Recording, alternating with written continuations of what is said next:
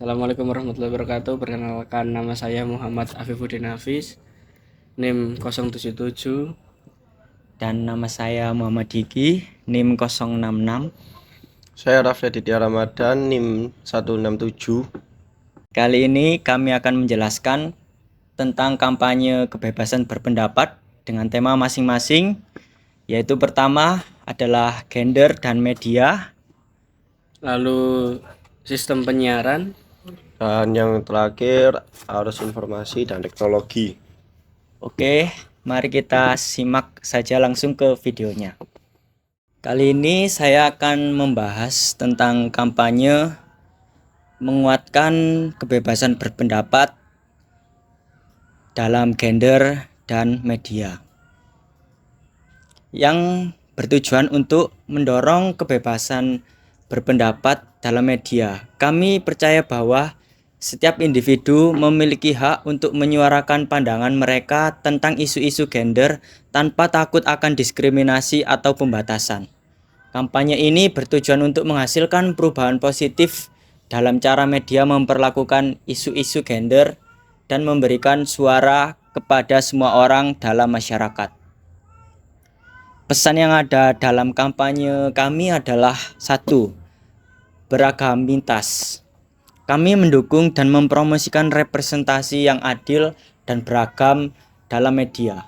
Setiap individu terlepas dari gender harus memiliki kesempatan yang sama untuk menceritakan cerita mereka dan melihat penggambaran yang positif dan inklusif di media.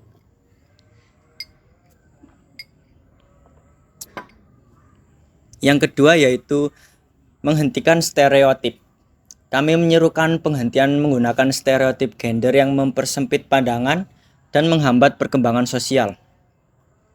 Media harus berperan dalam mempromosikan pemahaman yang lebih baik tentang keragaman gender dan menghapus batasan yang memicu prasangka dan diskriminasi.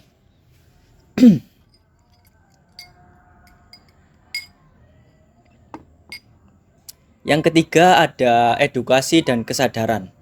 Kami mendukung upaya untuk meningkatkan pemahaman dan kesadaran tentang isu-isu gender di media. Pelatihan, seminar, dan kampanye pendidikan harus diselenggarakan untuk mempromosikan toleransi, pengertian, dan empati terhadap perbedaan gender. Yang keempat dan yang terakhir adalah platform inklusif. Kami mendorong media untuk menciptakan platform yang inklusif dan memberdayakan semua suara. Diskusi dan debat yang sehat harus diperbolehkan, tetapi pelecehan, kebencian, dan persekusi terhadap individu atau kelompok berdasarkan gender harus dihentikan. Ingatlah, setiap tindakan kecil memiliki dampak yang besar. Bersama-sama, kita dapat mewujudkan perubahan positif dan menciptakan lingkungan media yang inklusif, beragam, dan mempromosikan kebebasan berpendapat tentang gender. Bergabunglah dengan kampanye kami hari ini dan mulailah mendorong perubahan yang Anda inginkan untuk melihat di dunia media. kampanye tentang sistem penyiaran di Indonesia melibatkan beberapa aturan dan juga banyak sekali aturan yang ada di dalamnya. Ada beberapa hal yang perlu diperhatikan dalam kampanye media dalam bidang penyiaran. Contohnya seperti hak informasi masyarakat. Aturan kampanye media ini harus memenuhi hak informasi masyarakat seperti kebutuhan masyarakat dan sebagainya. Yang kedua, peraturan KIP atau KPU. Terdapat peraturan KIP dan KPU tentang kampanye di lembaga-lembaga penyiaran yang harus dipatuhi oleh setiap lembaga penyiaran yang sedang melaksanakan penyiaran. Media kontrol. Kontrol media sangat penting dalam siaran iklan kampanye. Media kontrol. Kontrol media sangat penting dalam saat melakukan iklan, seperti contohnya iklan kampanye dalam saat kita melakukan penyiaran. Metode kampanye. Metode kampanye yang dapat dilakukan antara lain pertemuan terbatas, pertemuan tatap muka, dan dialog, debat publik, penyebaran bahan kampanye, pemasangan alat peraga kampanye, penayangan iklan kampanye di media massa cetak atau di media massa elektronik, pengawasan dan isi siaran. Di dalam KPID, sumber fokus pada peningkatan literasi masyarakat untuk mengawasi isi dari siaran kampanye agar tidak ada penyalahgunaan dalam saat melakukan kampanye. Dalam kampanye di media, terdapat beberapa hal yang harus diperhatikan agar kampanye dapat berjalan dengan baik dan sesuai dengan aturan yang berlaku, sesuai dengan syarat dan ketentuan yang berlaku. Di sini saya akan membawakan kampanye tentang arus informasi dan teknologi. Teknologi informasi yang ada pada saat ini bertujuan untuk memecahkan suatu masalah, membuat kreativitas, meningkatkan efektivitas dan efisiensi dalam melakukan pekerjaan. Dengan adanya teknologi informasi, membuat pekerjaan manusia menjadi lebih mudah dan efisien. Dengan kata lain, efektivitas dan efisiensi sangat membutuhkan dalam sebuah sistem kerja, maka teknologi informasi ini kemudian akan diciptakan. Teknologi informasi juga didukung oleh berbagai komponen untuk memaksimalkan fungsinya dengan baik. Komponen tersebut antara lain: 1. Perangkat lunak. Komponen pertama dari teknologi ini dikenal sebagai perangkat lunak atau bisa juga disebut dengan software. Perangkat lunak tersebut merupakan media yang berperan sebagai jembatan antara operator dan perangkat keras atau yang disebut hardware. Cara kerja perangkat lunak ini sendiri adalah dengan mengoptimalkan fungsional dari perangkat keras dan kemudian menerjemahkan sebagai jenis instruksi dari operator atau yang disebut brainware.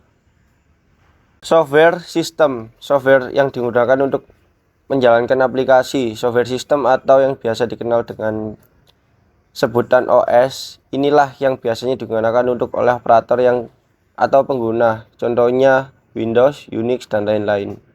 Software aplikasi merupakan aplikasi yang digunakan pada perangkat elektronik atau sistem operasi yang dirancang untuk memaksimalkan kinerja komputer, contohnya Adobe Photoshop, Microsoft Office, Corel Draw, dan lain-lain. Yang kedua, ada perangkat keras. Perangkat keras atau hardware merupakan perangkat komputer yang digunakan oleh operator atau pengguna.